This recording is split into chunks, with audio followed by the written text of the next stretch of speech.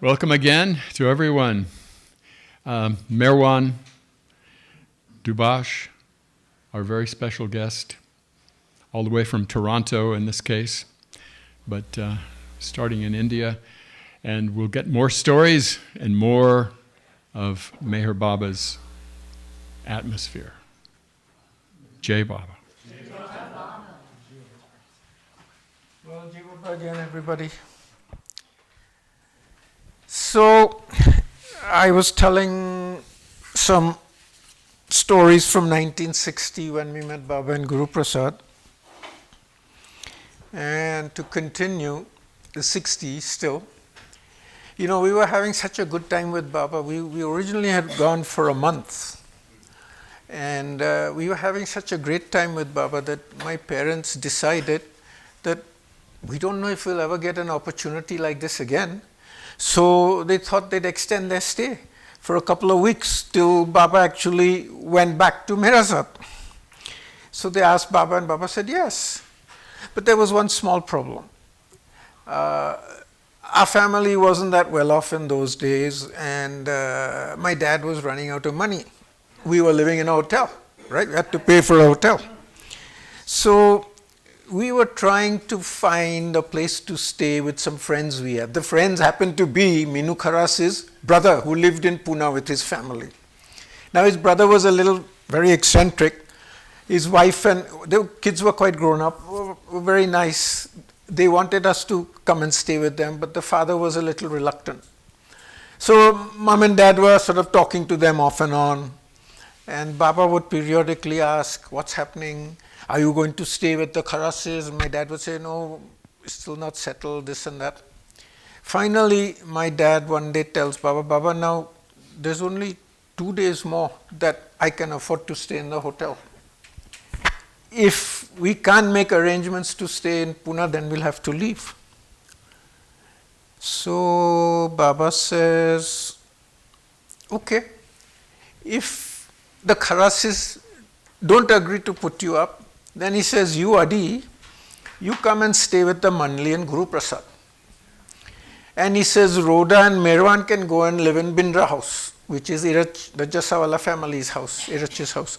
Baba used Bindra house as almost like his own house. They were at his beck and call and they loved it. You know, they would get up in the middle of the night to serve all sorts of things. So Bindra house was like his house. So he said, you go and stay. He didn't even ask them permission or anything. He just said, you can go and stay there, like that. But the Kharasis eventually agreed, so we stayed with them.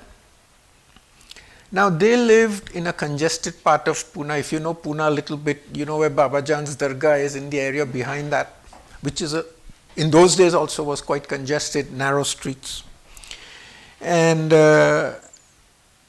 we were still going to Guruprasad in the morning, back for lunch, and then back after lunch, my dad and myself would go back to Guruprasad and back home again. And dad didn't have money. So he couldn't afford a rickshaw for these trips for us. In those days, you couldn't pile in 4 and 5 people like you do in the rickshaw today. There was only 2. Otherwise, the police would fine you. So we had to take 2 rickshaws with the 3 of us. So dad couldn't afford even that much. So we decided that we would rent bicycles to go to Guruprasad. You could rent a bicycle for a couple of rupees for the whole day in those days. So we would cycle to Guruprasad and back, and then in the afternoon, dad and I would go back to Guruprasad. One afternoon, going back to Guruprasad after lunch, we were going through this side street, and all of a sudden a car came in the opposite direction, pretty fast for that small narrow road. Everybody was scattering in front of them. My dad moved over to the left. Don't forget, in India you drive on the left, right? My dad moved over to the left. I moved over to the right across the path of the car. And apparently the car must have missed me by inches. Then after an incident like that, you sort of stop to try to gather yourself. And so I stopped, and typically, as it happens in India, a small crowd gathered round and people were saying this, that, and the other. And I distinctly remember an old man saying, now go, go. God has saved you, go.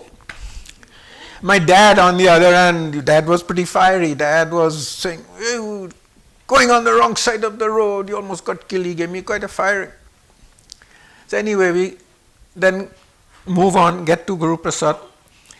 We always use the side entrance. Only the main entrance was only used in main functions and stuff. Otherwise, you always use the side entrance of Guruprasad.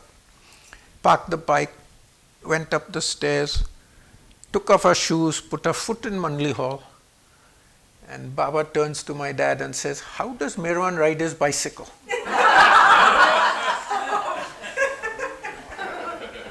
Of course, that's just what Dad needed. He said, "Oh, Baba, he drives fast, he's so rash. Just coming here just now, almost had a major accident." And Baba, like he doesn't know, says, "What happened?" So Dad told him. So Baba looks quite serious now and stern, and he looks at me and says, don't you think I have anything better to do than to keep my nazar on you? I just stood with my head down. I didn't say anything. Then he says, "From today, you're bicycling." This was Baba's sign for bicycling. "Your bicycling stops." This was Baba's sign for stop. It's like corking a bottle, right? It stops. So I said, "Okay," and sat down. Then the thought comes to me sitting there saying, how do I return the bicycle? I'm in Guruprasad, I have a bicycle with me and I have to take it back.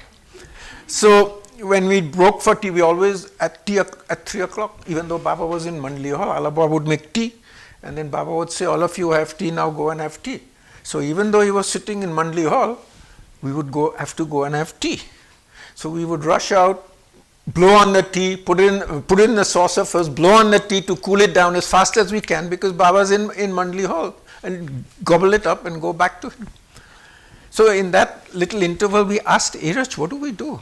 So Iraj said, "When I get a chance, I'll ask Baba." So Iraj, he got the chance. He says, "Baba, Adi and Merwan were asking that they have the bicycle here, how do they take it back?" So Baba says, "Okay, you can take it back." But he says, "Remember, from tomorrow, your bicycling here is stopped." So he stopped that. Now that was the first order he gave me in 1960. So, we stayed till Baba went to Mirazat. And at the end of his stay, it was Baba's habit, he would leave early in the morning to go to Mirazat around 7 to avoid the heat. But on the way, he would stop at Ban Garden, which was on the way to Ahmednagar. And in those days, Ban Garden was open, you could just walk in. Today, if you go, it's all fenced off and it's got gates and this and that.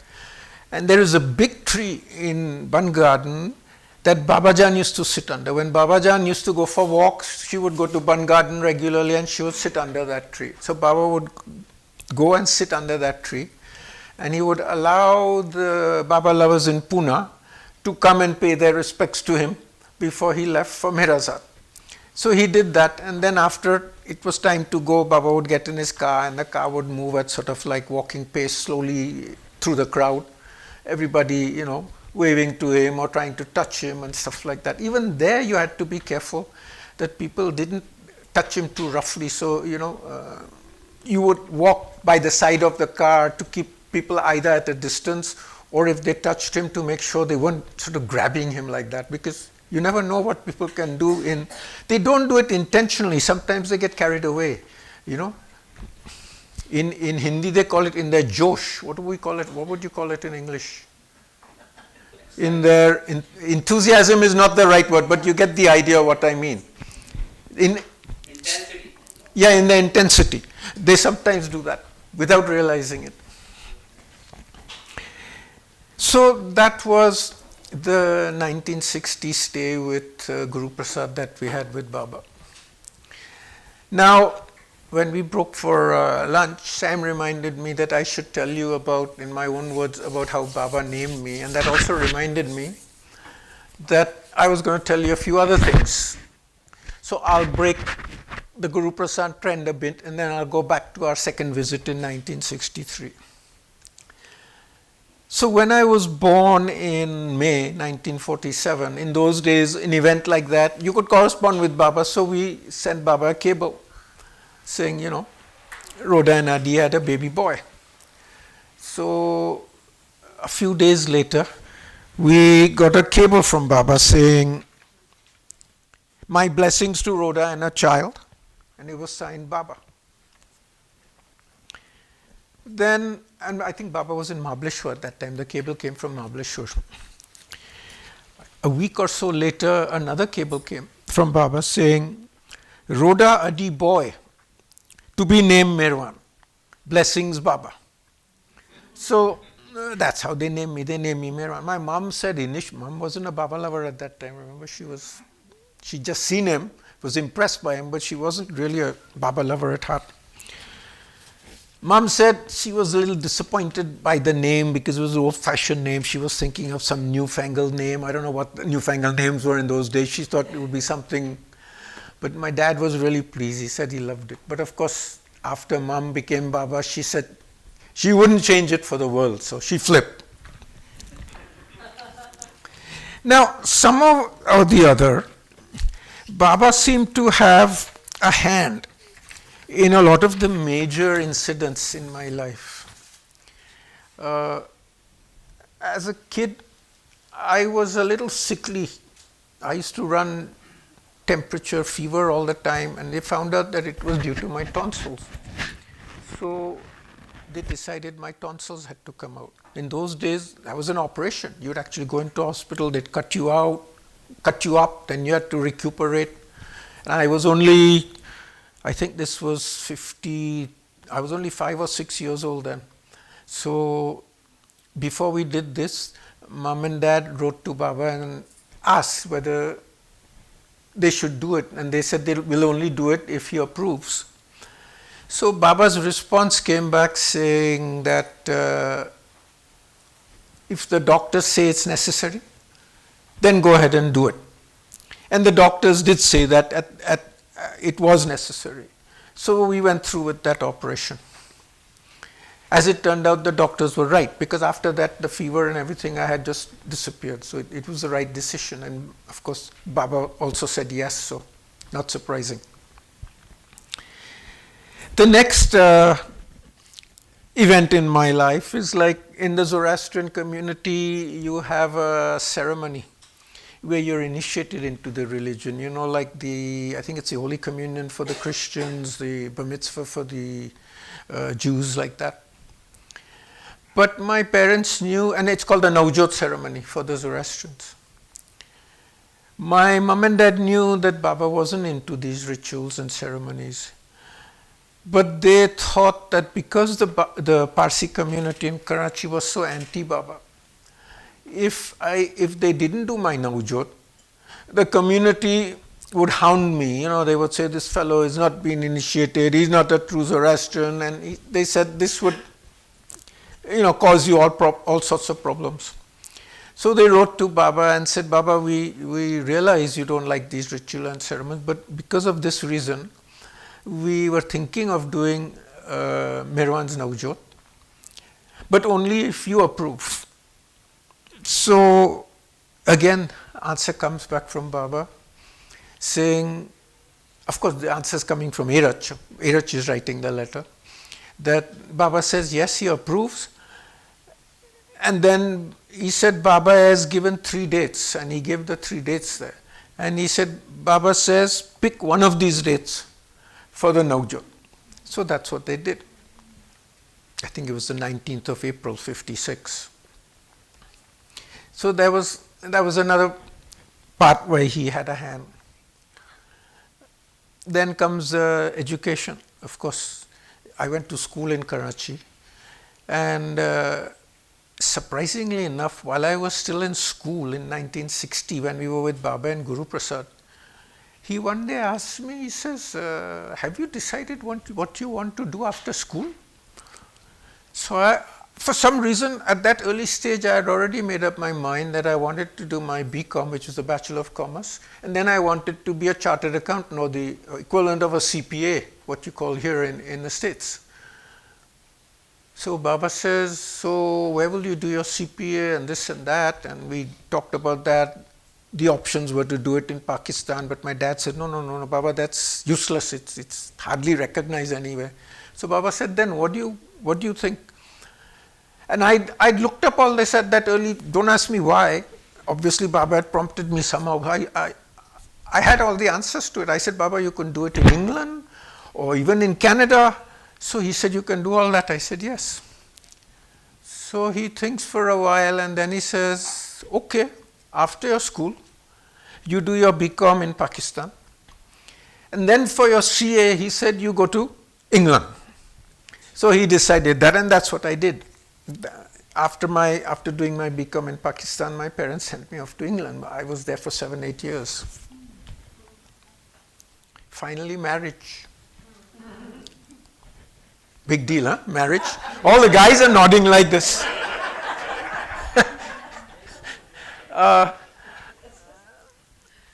We married in 1972. Baba wasn't there at the time. But see how he affected it. In 63, when I was 16 years old, I'm just in university. And Baba turns to me one day and says, have you decided to if you want to marry or not? So before I could say anything, my dad pipes up and says, Baba is already married. So Baba says, what's he talking about? I said, Baba, he's a little crazy. He's mad. All of a sudden, Baba became very serious. There were a few other people in the room. Baba became very serious. He says, you're calling your father mad in front of all these other outsiders? Is this how you respect him, he says? Is this what you say about your father when you go outside? He's mad, he's crazy. I said, Baba, you've always said that here in your darbar, in your court, in front of you, you can say whatever you like. And he used to say that. You can say whatever you like about your mother, your father, your sister, your parents, anybody. So he looks at me and he just like this. He says, only here. I said, yes, Baba, only here. So he looks at my dad and he says, is that right? He doesn't say things like this about you outside. My dad was pretty sure, hey, Baba, he dare not. So Baba then turns to me and again confirms, only here. I said, yes, Baba. So then again the seriousness goes away and so he says, what's he talking about? So one of my parents only said, Baba, you mentioned things about Merwan when he was young, so we don't want him to get married. We want to keep him single so that if you call him, he can serve you and all this sort of stuff. So Baba says, don't listen to them. Don't listen to them. He says, if you want to get married, you get married. That was the end of it. Now, at that time, Baba tells you things, you accept it and it's finished. It was only decades later when I was starting to do talks like this and stuff, the thought struck me that for Baba to say, don't listen to your parents is most unusual.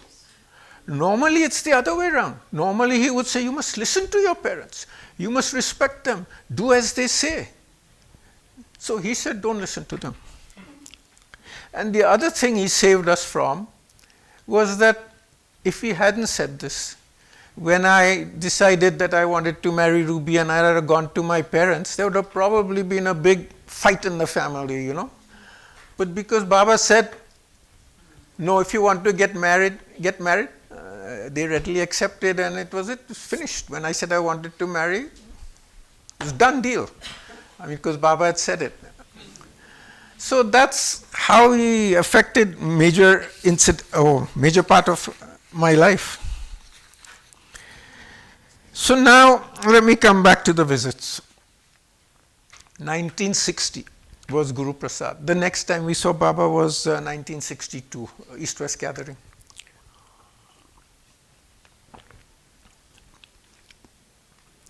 We were informed in the beginning of the year that Baba was going to have this East-West gathering, and Baba said, you should come. And he asked my parents to come as volunteers. But my parents wrote back and said, Baba, we'll definitely come, but we're not sure about Merwan because in the middle of November, the East-West gathering was November 1st to 4th. In the middle of November, November 15th, his final school leaving exams start for the senior Cambridge O-levels, which are run out of the UK. So we don't know whether he can make it. So they got a response from Baba saying, no, you must bring Merwan even if it's only for 2 days. Now, they're very smart. They didn't tell me that. What they told me was that we don't know if you can go to Baba because of your exams, but if you study really hard, we might take you. I did study hard. Normally I don't. Normally I would come home, I'd do my homework, whatever minimum I had to do, get the homework done and rush out. Nothing more, nothing less, like that. Rush out to play with my friends. But this year I did study harder. So anyway, time comes to go to the East-West gathering. My parents leave. I'm still in Karachi because I'm studying. I didn't go with them early. I was going absolutely on the last day. So they left me with my aunt, my mom's eldest sister. Very nice lady. She had 3 kids of her own. We got on very well. But for some reason, she seemed to think that I was being forced to go to this program by my parents. You know how sometimes parents force the child to do it even if the child doesn't want to. They thought that for some reason, I don't know why. So one day she tells me, she says, Merwan, if you don't want to go to India, we can send a telegram to your parents saying that, oh, you're not well, you're sick or something like that, and then you can stay and study really hard for your exam. I said, no, don't do that. I want to go. This is something I want to do. Then she realized that I wasn't being forced. I wanted to go, and she didn't say anything more after that. So I get to Guruprasad on the 31st of October, just before. I'd taken some books with me to study because the East-West gathering was in the afternoon. The program was in the afternoon. So mornings were free. The first day of the program, my parents go and I take out my books in the room and I'm trying to study. I say trying to study. My eyes are looking at the book and looking at the pages, but the heart and the mind are there in Guruprasad. And I don't know, I must have hardly got through half a dozen pages the whole morning or something, and even from that nothing sunk in. Totally distracted by Baba and Guruprasad.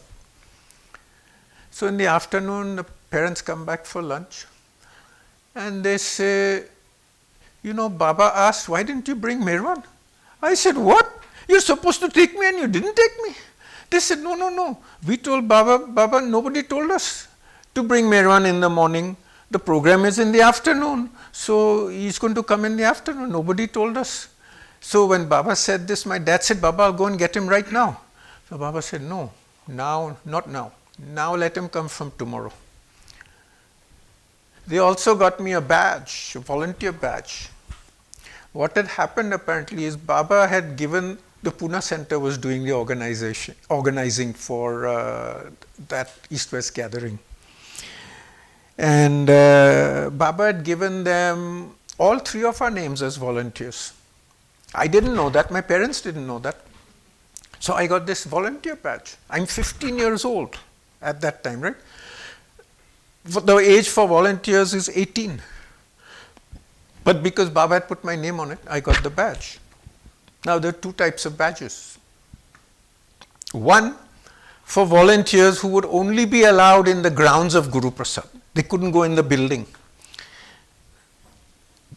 And the second type of badge was it gave you access anywhere in Guruprasad, the building, the grounds, everywhere. So I had the second badge which allowed me to go into Guruprasad itself, the building and everything.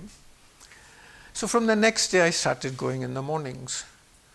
In the mornings I would help my parents transport the Westerners from the hotels to Guruprasad. And then in Guruprasad I would basically run errands for the Mandli. None of the volunteers teams wanted me on their team. Who would want a 15-year-old on a team, right? On their team. Talking about 15-year-old, while the arrangements for the program were being made, the Pune Center people would meet with Baba off and on to discuss what's happening, how things are progressing. And we heard that in one of those meetings, one of these Pune Center organizers mentioned to Baba that, Baba, Merwan Dubash's name is on the volunteer list. So Baba said, yes, so? I mean, like, so what? He said, Baba, he's only a small boy. They got to know us because we were there so long in the 60s, so the Pune Center people knew us. So Baba said, yes, I know. And that was the end of that. I mean, the guy was doing his duty. His duty was to make sure the volunteer list was good. I don't think he had any ulterior motive, but he probably was surprised. So I was running, in the morning I was doing odd errands for the Mandli, here, there, everywhere, whatever they wanted. And in the afternoons, the Mandli said, you help out with controlling the queue. So I did that in the afternoons. Now, I'm not going to mention the rain, because I think everybody knows about the rain that happened on the first 2 days of the East-West gathering, right? And everybody got soaked, and the Western ladies got to switch clothes with the women Mandli and that. So the first day, they had a stage which was, this stage was a little higher, it was about 3 or 4 feet off the ground, and Baba's chair was on the stage. And the first day, the chair was in the center of the stage. So for the people to get his darshan, they had to go up the steps on the side, women on the women's side and men's side. And on the men's side, the line up to the steps was fine, but then getting up the steps was like, it was melee. People pushing and shoving, and it was a struggle trying to control them the first day. The second day, the volunteers became smart. They moved Baba's chair close to the edge of the platform. So people only had to walk from they didn't have to get up on the platform. They just walked on the ground, and the stage came about this high, so they would just bow down to Baba like this. It became very simple. Not only that, they actually prepared the queue lines like you have at Amartiti, where people can only walk single file through. So all the problems of the first day disappeared. And for even a little kid like me, 15-year-old kid, it was simple to manage the queue. So I spent most of the East-West gathering doing that. Now on the first day, 2 announcements were made. The first announcement, Baba said that there are so many people here, and people will also come from outside to take darshan. So I want everybody to take darshan only once. So Eraj said, please respect this rule and don't come more than once, just once. I heard that. And towards the end of the day, Eraj said, Eraj said, it wasn't Baba's announcement, but Eraj made the announcement. He said Baba is going to sit here in his chair till the end of the program, till everybody disperses. So at the end of the program, please leave as fast as you can. Because Baba's been up since 8 o'clock. He was giving the Westerners darshan in the morning. He spends all morning with them. Now he's in the afternoon, he's sitting with the whole crowd. He says Baba is dead tired, and as you know, his health isn't the best. So that announcement was made. So the end of the first day, people start getting up and leaving fast. But there is always a hardcore that doesn't do that. There is always a hardcore of people, 50, 100, whatever, that come straight to his stage. They want to be near him. They want to see if they can get a second chance to even touch him or something. But the organizers had anticipated that. So we volunteers had cordoned off the stage about maybe 10, 15 feet away from the stage. We'd held hands and kept the people back. And trying to get rid of those people was a task in itself. You would beg them, you would bow down to them, please leave, please leave. It was a real exercise in trying to get rid of them. Sometimes you would even have to hold their hand and gently say, no, please. You couldn't push them, you couldn't pull them, because Baba wouldn't like it one bit. So you had to somehow cajole them and get them out of there. Now while this was going on, my back is to Baba and the stage, right? Baba and Eraj and those people are on the back. somebody taps me on the shoulder, and I turn around and he points that way, and Iraj has come to the end of the stage and he's calling me. He says, come, Baba wants to meet you. So I leave the line, leave the cordon, and I jump up on the stage. See, I hadn't met Baba. I hadn't had the opportunity to meet Baba. I came that morning, but in the morning Baba was occupied with the Westerners. And we were told that unless Baba calls you in, when the Westerners are there, you don't have to go. You shouldn't go. So we would stay outside in the outside veranda of Guruprasad and do whatever we had to do. So I hadn't met Baba. So either Baba saw me or Iraj saw me. I don't know who saw me, but Baba called me. So Baba said, he goes like this when he wants you to take his darshan, bow down to him at his feet. So you take his darshan, and he asks me the usual questions that, how are you and how was your trip? And in this case, studying, because my exams were coming up. And then after asking me all these questions, he said, now go back to your duty. So I jump off the stage and I join the cordon. So that was the first day. Now, the way the 62 gathering had been organized, each group from a city were given a time and a date for their darshan. So the Karachi group, for example, were told that your darshan is on the third day at, 3 o'clock in the afternoon, right? Like that. So people knew when it was their turn to take darshan. So on the second day, at the end of the second day, my mom, actually, in fact, when we go back to the hotel, my mom tells me, remember, tomorrow's our day, the Karachi group's day to take Baba's darshan. So make sure you give your duty to someone and come. Don't forget. I said, I'm not coming. I said, I've already had Baba's darshan. Remember, Baba said only take your darshan once. I said, I'm not coming. He said, why? I said, I told you on the first day, Baba called me, he gave me his darshan, and Baba said only once. So I've had it. I'm not coming. And we had a big discussion about that. They said, no, Baba called you and this and that. I wouldn't budge. So eventually they said, okay, we'll ask Iraj tomorrow. Iraj was our go-to man for something like this. So I readily agreed. I said, fine, we'll ask Iraj tomorrow. So next morning, poor Iraj has already got so much to do, but somehow we managed to find him at a time when he was at a little free time, and we asked him this question very quickly, and immediately Iraj says, Baba can ask you any number of times to take his darshan, but you in your own right have this one darshan, so you must take it. So I readily agreed. So there was a big discussion that we had between my parents and myself. The other thing I remember about the East-West gathering was that on the first day after the program started, Baba stood up all of a sudden. And the whole congregation, the whole group, 5,000 people all stood up because Baba stands up, they stand up out of respect. And Iraj said, no, please don't stand up, sit down. The reason Baba is standing is he wants the people right at the back. It's 5,000 people, so it's pretty deep. He wants the people at the back to see him properly. So Baba would stand and wave to them like that, and then he would sit down. And he would do that regularly throughout the program, every day. On the last day, the program was open to the public. And again, the estimates of how many people came vary from 20, 30,000 to 40, 50,000 like that.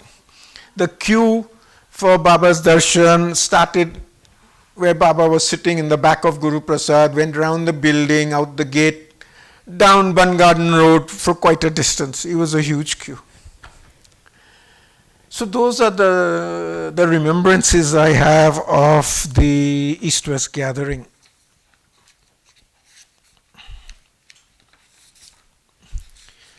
Now, because of my exams, the darshan ended. I think the program was, I forget now, 2 to 4 or 2 to 5 in the afternoon, something like that. Immediately, the darshan program ended. I left for Bombay because I needed to get back to Karachi and get into my studying. My mother Rhoda came in a couple of days after she finished her volunteer duties. And Dad stayed back for a week or so because he had other things to do in Bombay. Soon as my mum came back, I started running a very high temperature, 103, 4, 5, like that. And this went on for days. And now my mum started to get concerned because the exams are just around the corner. So she sent a cable off to my dad. And Dad, in turn, sent a cable to Baba. So we got a response from Baba saying, whatever happens, don't worry. Be resigned to my will. Tell Merwan not to worry if he cannot appear for examination now. So on reading this, my parents thought, that's it.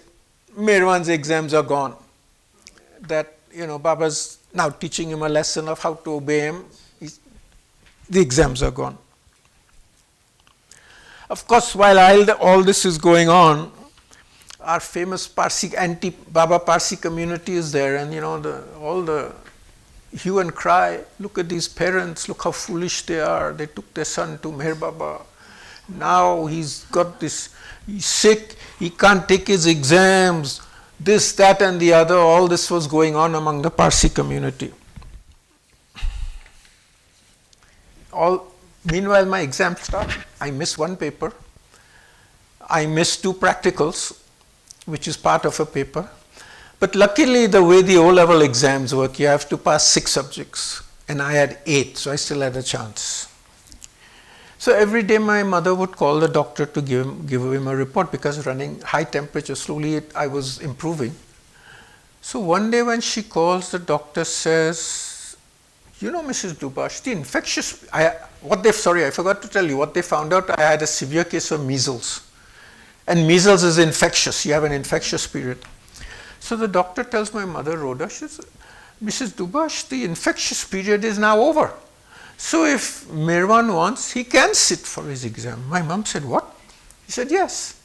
So I could see my mom and dad talking to each other, murmuring something.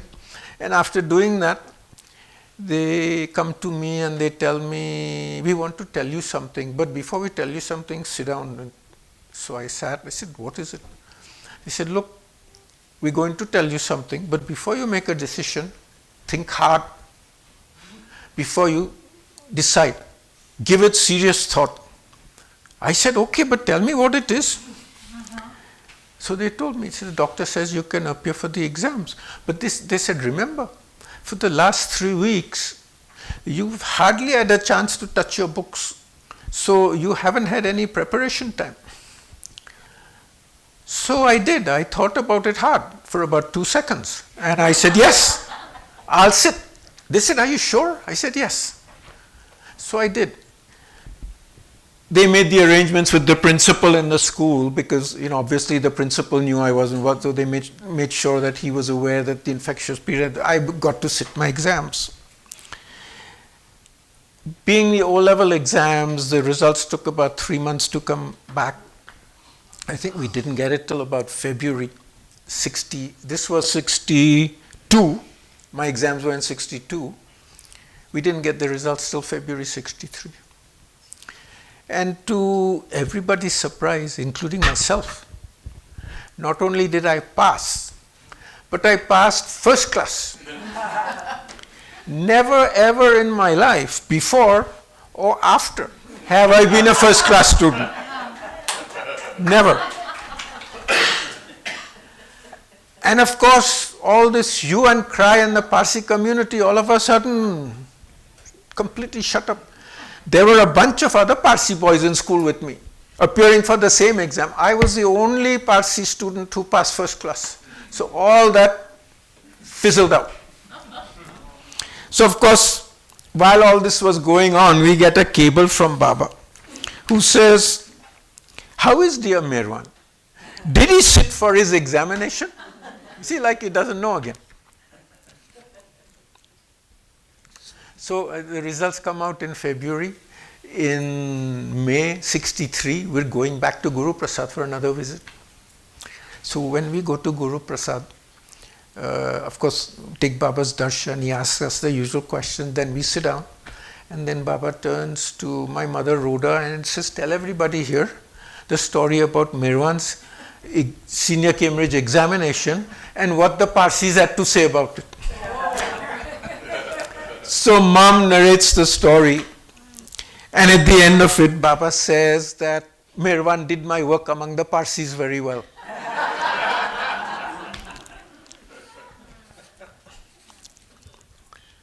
So now we're in Guruprasad, 1963.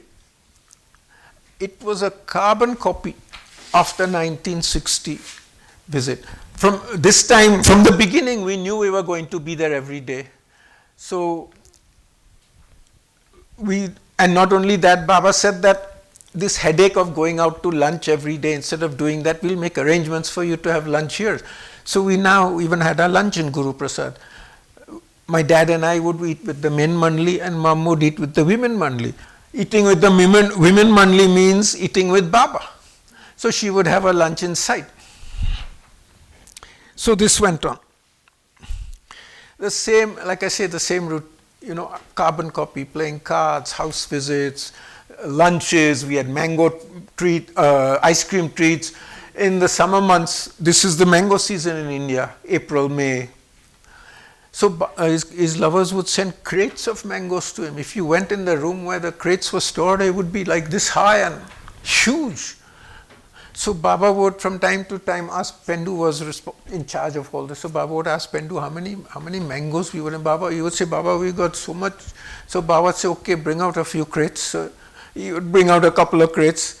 And then Baba would go into the kitchen area where food would be served to the main mandli. They pull up a stool, he'd sit on it, and then he would hand each one of us one mango to eat, which we would eat there.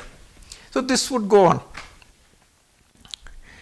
But I'll tell you some incidents that happened in 1963. Baba says, Baba one day asks me, just out of the blue, no context, he says, how many books, this was Baba's sign for books, how many books of mine have you read? I said, Baba, only one. He says, one? 63, I was 16 years old, right? Only one? I said, yes, Baba, only one. Then I started making excuses like, Baba, I'm not an avid reader, even novels I don't read, and all this sort of stuff. And so he says, which one? I said, Baba, Wayfarers. Wayfarers? It was like saying that all these books of mine you can select, and you only read one, and you picked Wayfarers. He didn't quite say it, but that was exactly the impression Iraj gave when he translated, right? I said, yes, Baba, somehow for some reason I thought it would be interesting to read about the must, so I read Wayfarers. So he said, have you read God Speaks? I said, no, Baba, I did pick it up. I read 3 or 4 pages, I didn't understand anything, so I shut it and put it away. So he said, you haven't read God Speaks? So Iraj, who was doing, of course, all the translating, would say, Baba said that if his lovers read God Speaks, it would please him. I said, no, I didn't know that. So Baba looks at me and says, not even God Speaks? I said, no, Baba. So he thinks for us, and my mom and dad tell me later that they were almost sure that Baba was going to say, now you must read God Speaks. But after a few seconds, Baba says, that meaning, let it go, never mind. I didn't read God Speaks till 2 or 3 years back, believe it or not. I have no intellectual bent for reading Baba's intellectual part of it. I read a lot of the books with stories like Lord Mayor and some of the stories of Iraj and some of the other people, but the intellectual ones, no, I just don't have an appetite for it. But I did read, eventually read God Speaks. And I did understand it. So, now in 1963, I got a host of orders from Baba. One day we're sitting in Guruprasad in the afternoon after lunch, and there was another Parsi gentleman, also from Karachi, who we knew. He was part of our group in Karachi, also named Adi Adi Arjani. So he and his wife were visiting. So as is Baba's habit, when he came back from lunch, he said, "What did you eat? Was it good?" So what did you eat? He said, "Baba, today we had chicken curry rice." Chicken curry rice? Chicken in those days in India was a delicacy. It's not something you eat every day. It was expensive meat, more expensive than mutton, beef, all this sort of stuff. So chicken you only had on special occasions. So he said, okay. Next day, Adi Arjani turns up after lunch. So Baba said, "What did you have today?" He said, "Baba, today we had chicken palau." Baba said, "Chicken again?" So he says, "You know, Baba, my wife and I, Dolly was his wife's name, Dolly and I decided since we're on holiday here, we'll eat nice and well, and so we decided we'll eat chicken." So Baba said, "Okay." Third day comes, "What did you have for lunch?" He says, "Baba, chicken tikka." Says, "Are you fellows from Karachi mad or something?" He says, "All you think of is eating chicken, chicken and chicken." Never mind. Again, fourth day he comes, "What did you eat?"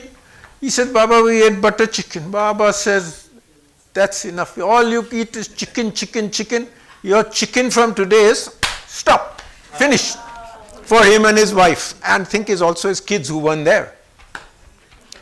Then there were about a handful of us in the room, maybe 6, 7, 8 of us in the room. Individually, Baba asks each one, "Do you eat chicken?" He says, "Yes, Baba." "Stop." "Do you eat chicken?" "Yes, Baba." "Stop." He asked my dad. "Stop." Asked Mom. Mom says, "Baba, we only eat it on special occasions like weddings or if we have a party at home." "Stop." He went to everyone. I was the only youngster in the room at that time. I was the only one left. So finally he points to me and he asks my parents. He says, "Does Merwan eat chicken?" So Mom said the same thing. She said, "Yes, Baba, only on special occasions, functions, when we go to weddings like that." So he thinks for a second. I said, "Never mind." Then he talks with somebody else, whatever he's doing. 5, 10 minutes later, again he points to me and he asks them, "Would it be all right if Merwan didn't eat chicken?" They said, "Of course, Baba, of course, it'd be fine. They would be only too pleased for me to get another order from Baba." So Baba thinks and he says, "Never mind, he's only a small boy," he says. Another 10, 15 minutes pass and again he points to me and he asks them, "You really think it'd be all right if he doesn't eat chicken?" They said, "Yes, Baba." So he says, "Okay, in that case." So every person sitting in the room at that time, he stopped eating chicken. So that was the second order he gave me. Then he gave me another order. I had developed a bad habit. I'll tell you about that. But what happened was, one of his close ones was sitting there. There weren't too many people in the room. So Baba turns to that person and says, "What are you thinking of?" This was a man. And he says, "Oh, Baba, you know what I'm thinking of." Baba says, "I know, you want to get married." But Baba says, "How many times have I told you, leave it up to me, leave it 100% up to me, and I will find you a most beautiful woman, even more beautiful than the moon. But," he says, "you don't leave it up to me. You don't leave it entirely up to me. You should leave it up to me and forget about it. But you don't do that." So my mom's sitting there, and Mom says, she's thinking. She doesn't say it, she's thinking. She says, "Baba, this bad habit that Merwan has developed, which we've been trying to get rid of, I leave entirely up to you." She's thinking that. And she says, hardly had she thought it, in a few seconds Baba turns to her. I've been there for quite a while in the morning, right? And I've been there many days before that. But within a few seconds he turns to Rhoda and says, "What is this bad habit that Merwan has developed, making faces? It looks so ugly." "I had developed a habit twitching my nose from side to side. And of course that distorts your face." So my mom first, she said, I was totally taken by surprise. I just thought this, and within seconds, Baba asked me, what is this bad habit? Then he says, how did you as parents allow him to do this habit? It's your responsibility to make sure this doesn't happen. So he first scolds them. So then my mother says, Baba, he's had this habit for 1.5 years now. We've tried everything. We've beaten him. We've tried to bribe him. We've tried everything. But nothing's worked. Nothing has worked. So Baba looks at me and says, this habit you've got can get you into trouble one day. So he narrates a story. He says, my father, Sheriyarji, had a friend, a close friend of his, who had a bad habit of twitching his eye like this. He would twitch his eye, just unconsciously. So he says, one day they were walking down the street. The friend was ahead. Sheriyarji was a little behind him. And 2 young women were coming against. And this fellow was like this.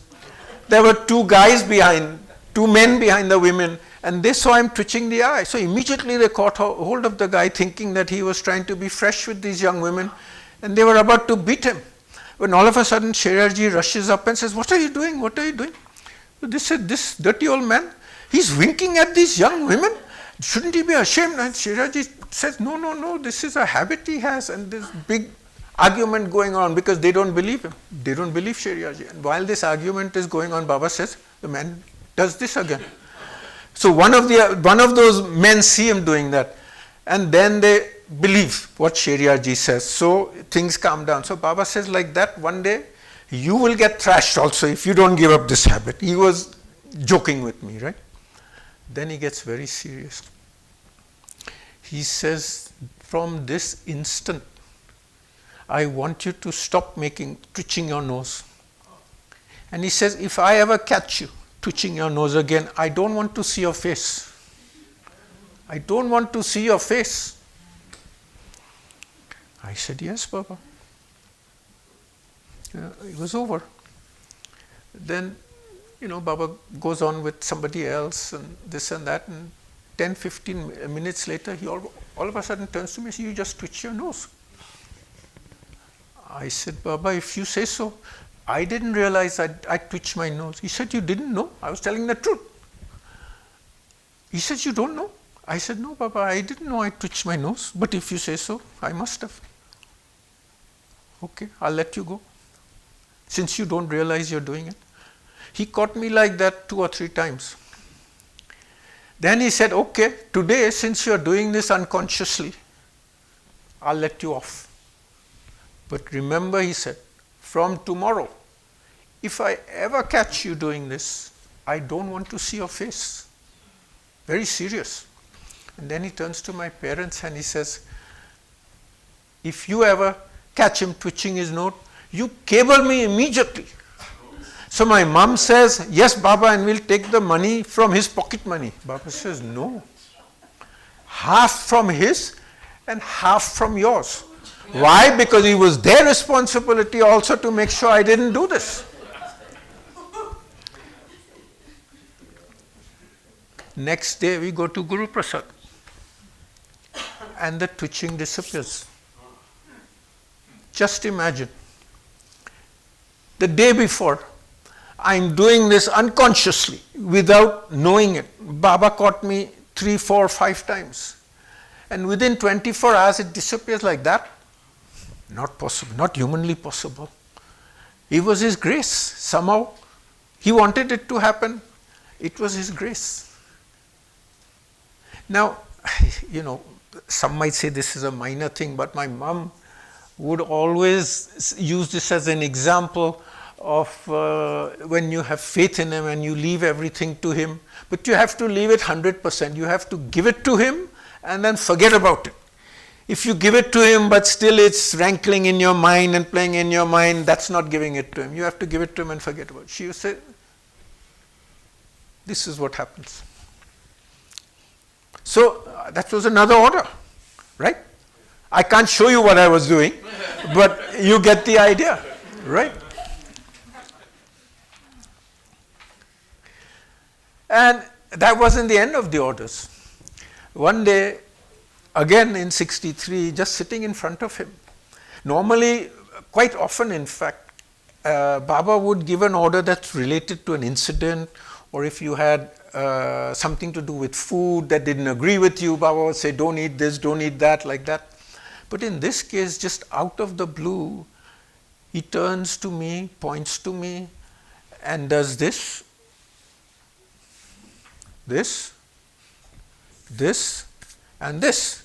So Eraj says, Baba says, no smoking, no alcohol, no gambling, and no womanizing. Stop. Just like that. So he finished off all the deadly sins in one shot. Somebody, when I narrate this story, somebody tells me, oh, you must be a hell of a saint, man. You don't have any sins. I said, don't you ever believe that? Yeah. So,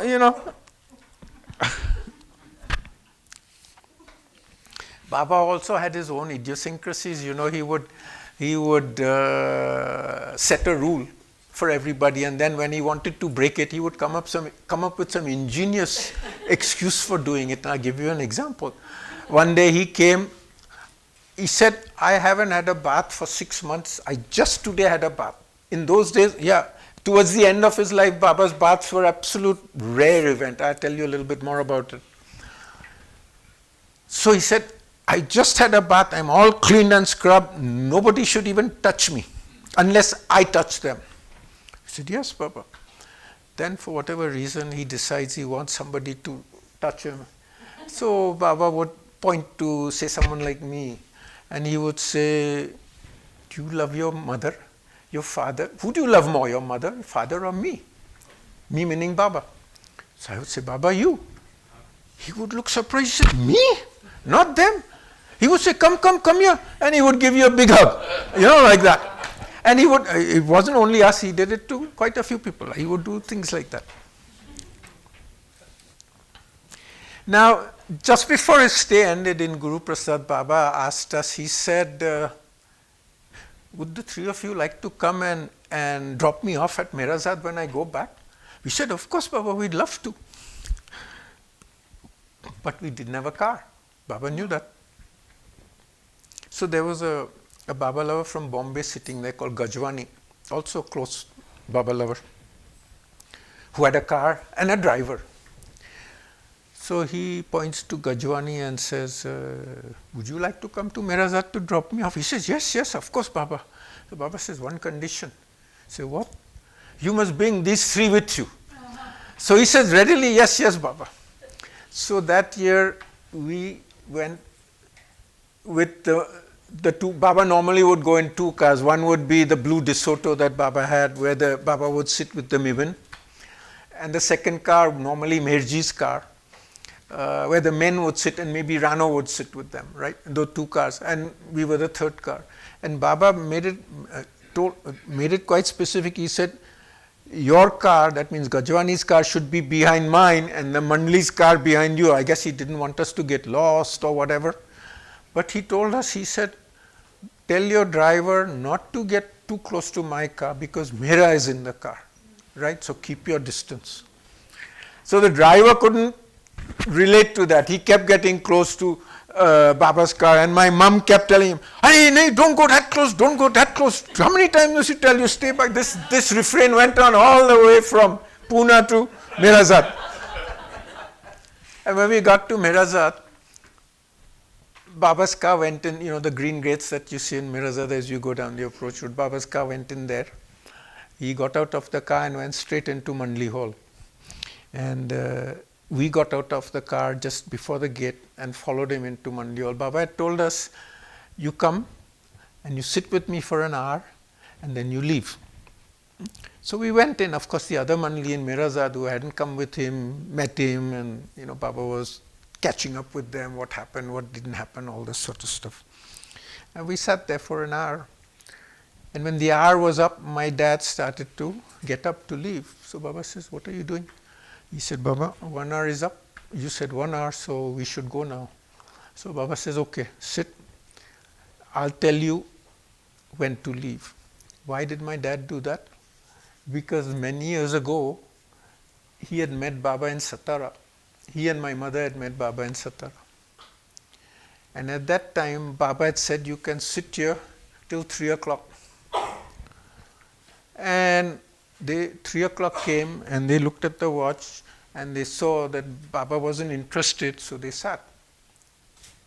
And few minutes past 3, Baba turns to my dad and says, are you a true Zoroastrian? So my dad didn't quite understand what he meant. You mean I wear, the Zoroastrians wear the sadra and they wear that string, the kasti, and you mean that? I said, no. He says, a true Zoroastrian keeps his word. What time did I ask you to leave? Baba says. Dad said 3 o'clock. What time is it now? He says, Baba, 10 past 3 or whatever it is. Why didn't you leave? So Dad tried to make an issue. Baba, you didn't seem to care. You were doing other things. You should have got up and told me it was 3 o'clock. And then if I wanted you to say, I would have made you sit and leave later. Because of that, at Mirazad, when the 1 hour was up, Dad got up to say, Baba, it's time. Right? So like that. And then, of course, after about half an hour, so we sat with him for about an hour and a half. And then we left. That was the first time I had visited. I think even my parents had visited Mirazad. We never had an opportunity to visit. And we didn't see very much. We just went in through the green gate into Mandli Hall. Our focus was mainly Baba. We didn't really look at the house too much. The men's side we didn't see at all because we went in from the back. So really not much of Mirazad sank in, but we did drop a Baba off there that time. So that's the 63 visit to Guruprasad. Now in 1964, there was a major incident with me. In the month of December, the students in Karachi were agitating against the government and there was rioting and trouble back and forth. And whenever this would happen, we wouldn't go to university. We would avoid the problems, we wouldn't go to classes. But in December sometime we had to go because it was the last day to pay our fees to sit for the exam. If we didn't pay our fees, we couldn't appear for the exam. So we went. We were in the college office waiting to hand in our fees. And outside there were all these students making a lot of noise and police in full force. The police didn't carry any arms or anything in those days, but they carried this big stick. It was about 4-5 feet high, solid round stick like this. And at the top, it had a metal knob. They called it a lathi.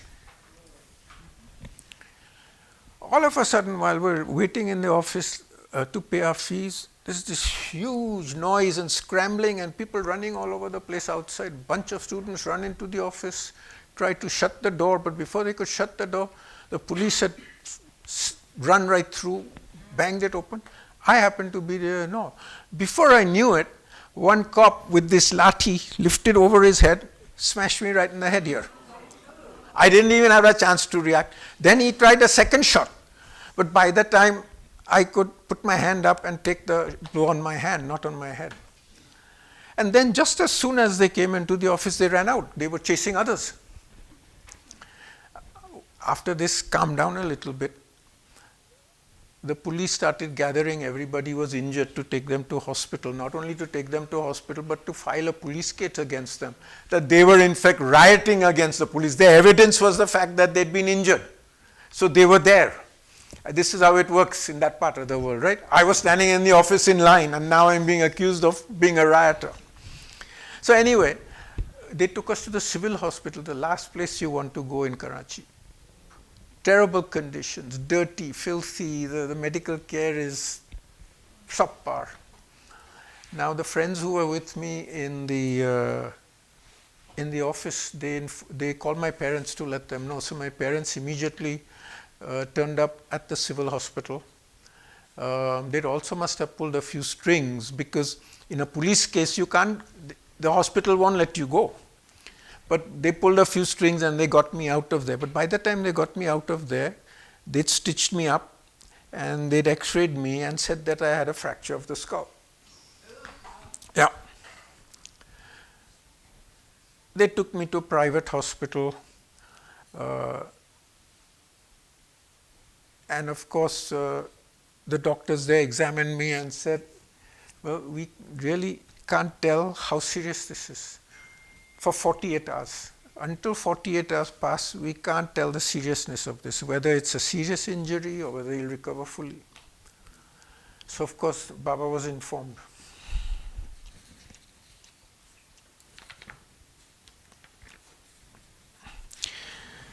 So we get a cable from him.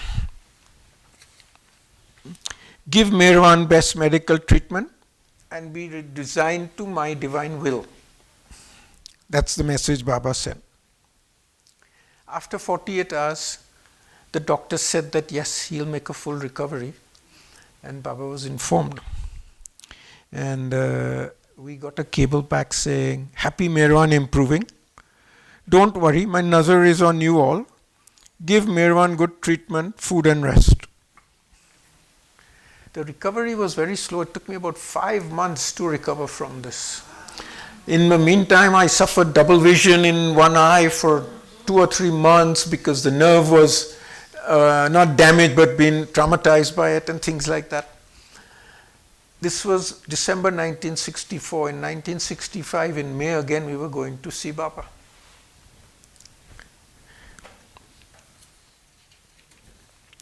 So my parents, again in 1965, Baba had this 6-day program, Darshan program, from the 1st of May to the 6th of May. The 1st of May, he was doing the official opening ceremony of the Pune center.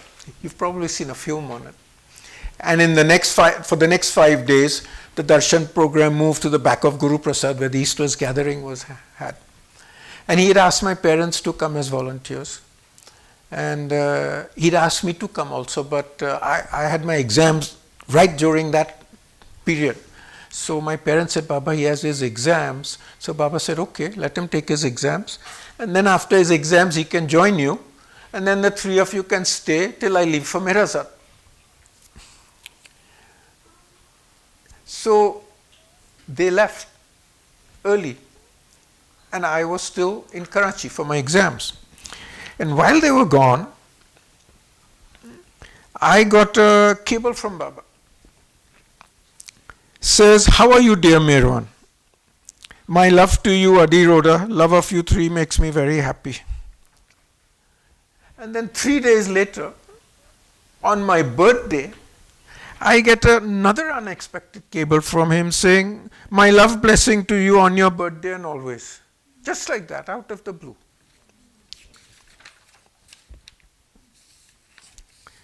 So after my exams finished, I went to India, to Guruprasad. This was, I think the program finished on the 6th, and I must have gone there a week or so later. And I go in, I see Baba, he asked me to take his darshan. He only asked you to take his darshan on the first day. After that, on the last day when you left, you could have his darshan again. Otherwise, he never let you take darshan every day. So he took his darshan. He asked me then he asked me about my health, of course, because of the injury. I said, Baba, I've recovered fully. Everything's fine. I'm back to all my activities. I used to play a lot of sports and stuff. I said, everything's back to normal. So he says, good. He says, if I didn't have my nazar on you, he said, you would have died.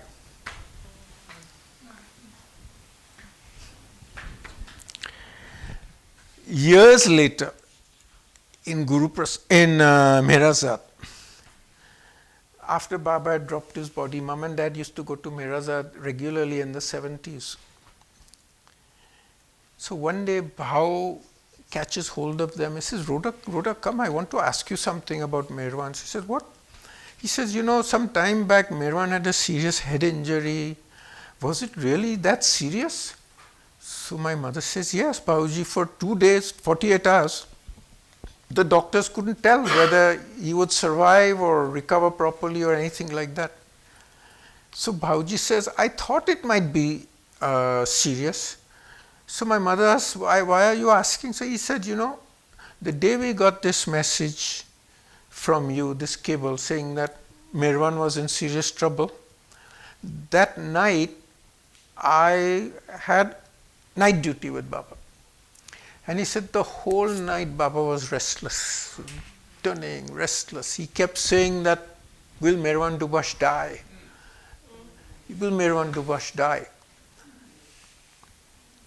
And Bhau says, I told Baba, no Baba, he's a good boy, he loves you. You've already taken one of their sons from Rhoda and Adi. He's the only son left. But Baba would keep tossing and turning and say, I think he might die, I think he might die. He said the whole night he was restless, didn't get any rest at all. The next day when the 48 hours were up, we sent a cable to him saying, now Merwan is in the clear. He said, when Baba got that cable, he was very happy. So Bhauji was relating this incident to them.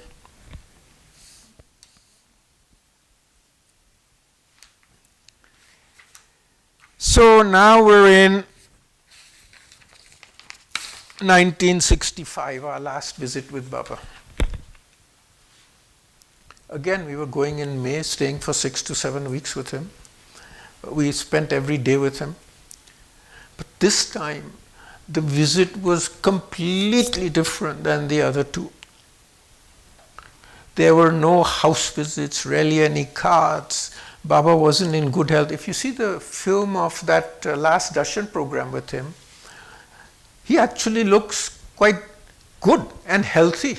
The only thing was, because his hip joint was troubling him a lot, when he was in the Pune center, opening the center, they would carry him from room to room on a lift chair. But otherwise, he looked quite good. But when I got to Guruprasad, visually also he didn't look good. His hip joint was bothering him a lot. So much so that previously he would come every morning to the side room in Guruprasad to Men Mandali's hall. This time, very often, because of his health and his hip, he wouldn't even come there. He would stay in his room, so we would go to his room. Now, a couple of weeks after this darshan program stopped, a few people were still coming, but very few compared to previous years. And slowly, after a couple of weeks, people stopped coming. The only people who were there with him were the Mandli and the three of us. He stopped people coming from close ones from the Pune center, his own family he stopped, the Jasawalas. He would ask them to come on a special day or so, then they would come, but otherwise, normally they would come every day. He stopped all that. I only found out years later reading Lord Mayor that Baba had gone into seclusion. I didn't know that at the time. I don't know if my parents knew that at the time. If they did, they didn't tell me. He had gone into seclusion. So it was a completely different visit. In the afternoons, we would be in his room only because he didn't want to come to Mandali Hall. And in the afternoons, there would be Irach, Merji. Merji was one of his Mandali. Merji didn't live with him. Merji lived in Pune, but he was at Baba's beck and call. At any time Baba called, he would drop anything he was doing and go to Baba. And the three of us, the other Mandali the main Mandali with Baba and Guruprasad at that time were Pendu and Aloba, and they had their duties which they had to look after. If they had a little spare time, they would come and sit with him in the afternoon. Otherwise, mostly they wouldn't be there. They would be attending to their duties. And Bhauji was the other one with Baba, but Bhauji was writing the books and the ghazals that Baba had asked him to do. So he would be cooped up in his room. You would never see him except for lunch or on tea time maybe. You would see Bhauji, but he wouldn't be with Baba. He was doing his work. So there would be the 4 or 5 of us with Baba. And Baba asked my dad to read the newspaper to him. Baba would get the paper every day. In fact, the paper would come in the morning, Pendu would read it, and he would keep it for Baba. And in the afternoon, after lunch, when we would go into Baba's room, we'd take the paper in for Baba, and then he would ask someone to read it. He asked my dad to read it. So this was going on All of a sudden, 2 weeks before the end of our stay, my dad gets a cable from his father, my grandfather. They were business partners together, saying that, oh, all of a sudden does this become very busy and I need your help and we need you desperately and this and that. And my father told Baba that, Baba, I got this cable from my father, but I know him, he's getting old, so he gets rattled if it becomes a little busy. It's not that important, it's not that urgent. I can stay, Baba, I don't have to go. Baba says, no, your father's called you. You must go. Doesn't matter. He's called you, you must go. So dad had to go. So now there was only Merji, Erach and myself in the afternoons. And Baba turns to me and says, now that your dad isn't here, you read the paper to me. So I would read the paper to Baba. Would you like to know how the paper was read to Baba? Yeah. You start with the front page, of course, the headlines. And you would read the headline of each column, or not each column, headline. You'd have to use your discretion. You would read the headlines, and if Baba wanted to continue, he would gesture like this, meaning speak on. If he didn't want to hear anything more, he would just dismiss it like that with his hand, he said, move on. So you'd read something else. And even where he asked you to speak on, rarely, in fact, I don't recollect him ever having read the whole column to him. You would read 25%, half of it, and then he would say, move on. So you'd move on. He would be interested in the front page, the international news, and the sports section. Yeah. Baba's favorite sport was cricket, as you know, right? So in India, though, almost year round, even now, there's something or the other going on cricket. So you would read the scores to him. Sometimes you'd read some of the write-ups and things like that. Baba wouldn't be interested in news like, accidents and politicians fighting among all this sort of junk news. Unless something major was happening. So that's how you'd read the paper. He would quite often, if I pronounce something wrong, he would do that. You see, when you're reading the paper, you're not paying attention to him. You're looking, so he would snap his fingers to get my attention. So I'd look up and he'd say, stop. And then he would say, that word, which Erach would translate, is not pronounced this way, it's pronounced this way. He would correct me. He did that a few times. So that's how it was. Occasionally in the afternoon, Merji would be late because Merji's arrangement with Baba was Merji had a business in Pune. So he would attend to his business in the morning. Baba said, you attend to your business in the mornings and then after lunch, you come to me in the afternoon. So occasionally Merji would be late. So there would be just Erach and me. And few times, Erach had to do something. Baba said, you go and do this right away. So Erach would step out. And I would be alone in the room with Baba. The first time this happened, I thought, what am I going to do if something happens to Baba?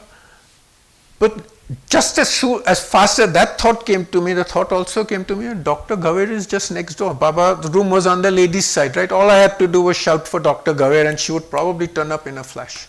So put my mind at rest. I would sit and read the paper to Baba, or if Baba asked me something simple, he would do a simple gesture that I would understand. Or if he did his alphabet, he would do it very slow so that I could follow it, not the fast that Erach would translate. But Erach would go, if he had to write an urgent letter or something, Erach would disappear. And Merji would turn up meanwhile, like that. So that's how this day went. It was completely different to it. So very private, so intimate with Baba, nobody there, because his hip wasn't well. He would ask us at times, both my dad and myself, to press his legs when he was sitting or even in bed when he was lying down, so we would get the opportunity to do things like that to him.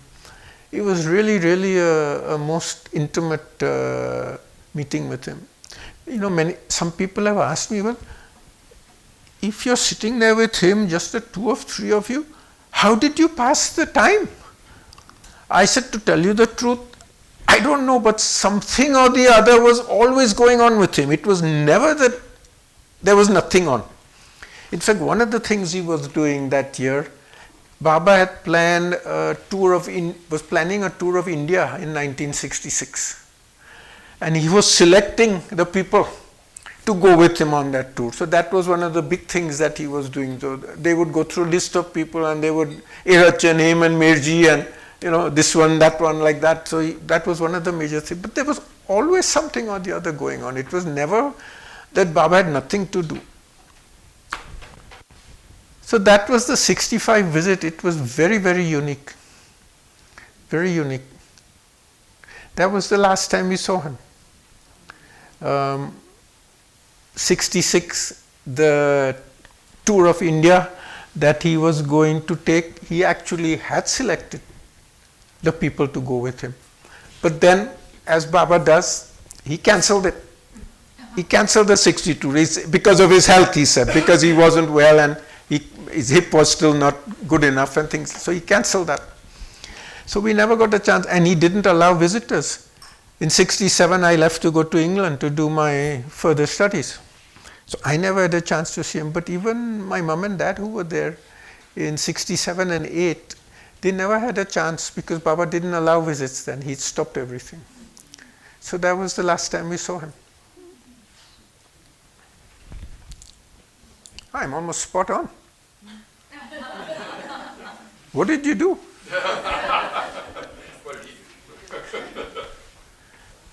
Well,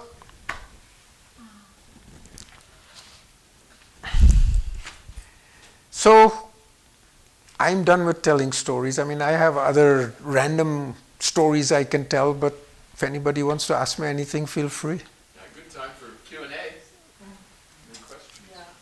I remember in the intermission and I asked you about how you feel the love of Baba to you. But then when you said that Baba was restless when you were suffering, that's a big response to me. But I would like to know more about how you can describe, anything.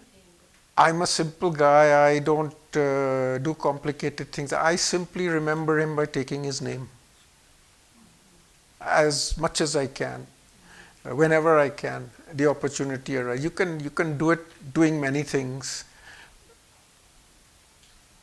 That's how I remember him. Baba had said, my dad said this in 1954, the 3 incredible weeks. He said that if you take my name at 12, first when you get up, first thing, remember me, just for a second or two, 12 o'clock, same thing, remember me for a second or two, 5 o'clock, and then last thing at night. He said, if you do that, you will remember me when you drop your body, and you will come closer to me. So my dad was there. My dad was there in the 3 incredible weeks. I mean, the 3 incredible weeks, we talk about the Westerners only being there, but there were some Easterners there also. My dad was one of them. So when my dad heard this, he and mom started this, remembering him first thing, 12, 5. We do that too, and I've been doing it since I was a kid, and now Ruby and I do it regularly. But apart from that, I try to remember him as much as I can. Take his name. Baba said his name is most powerful. In fact, I don't know if you know this. You know Irach, Merwan Dubash, Irach's brother? Yeah, some of you must know him. Merwan used to tell a story that one day Baba, when they were sitting there, Baba turns to them and, my name is so important. It's so powerful, he says. Very powerful. That sometimes even I take my own name. Can you imagine?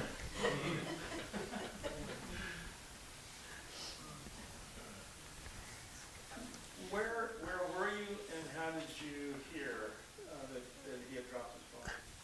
I was in London at the time.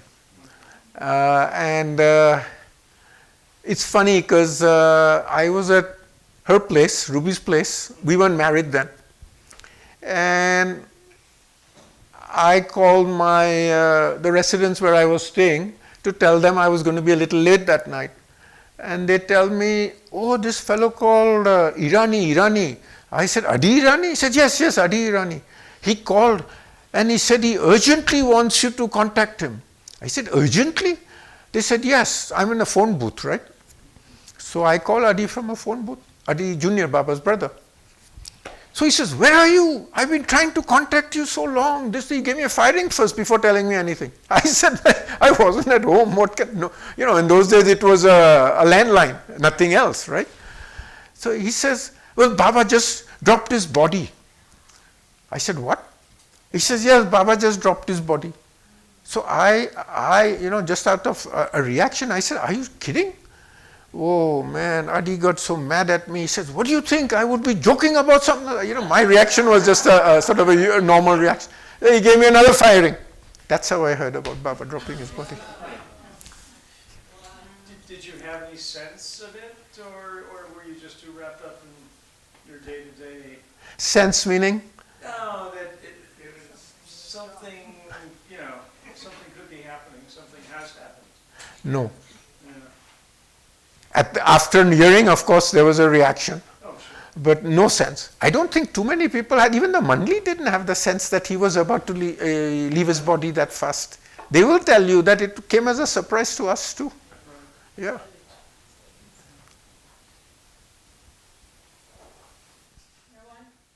When Baba gave you the order not to become a saint and not do it, do this and this and this and this, how long had you been married to Ruby then? 51 years. 51 years. Oh, I see. Only. Oh, 51 years. Was Ruby there when we gave you that? No. Ruby never saw Baba. No.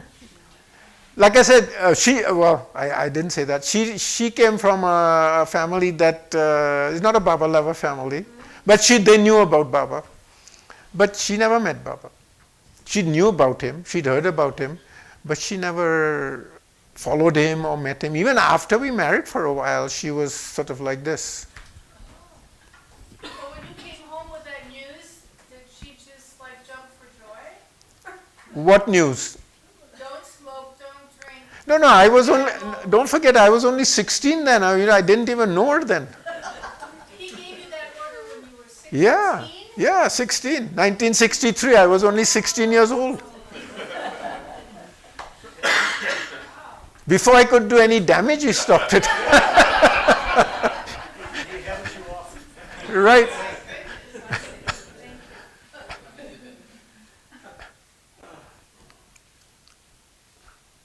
Other questions? Oh, yeah.